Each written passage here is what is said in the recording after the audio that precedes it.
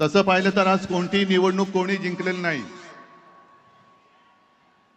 पण अंधभक्तांच्या विरुद्ध देशभक्त जिंकलेले आहेत. आणि ही संघर्षाची सुरुवात झालेली आहे. हा संघर्ष भाजप विरुद्ध भारत असा हा संघर्ष आहे.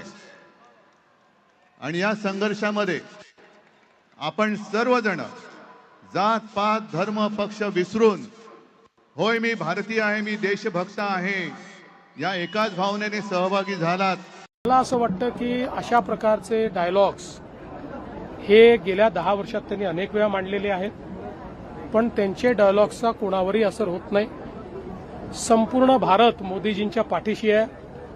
एक रात्री 1 वाजता टाकलेला मोदीजींचा व्हिडिओ हा इंस्टाग्रामचे जगातले रेकॉर्ड तोडतो.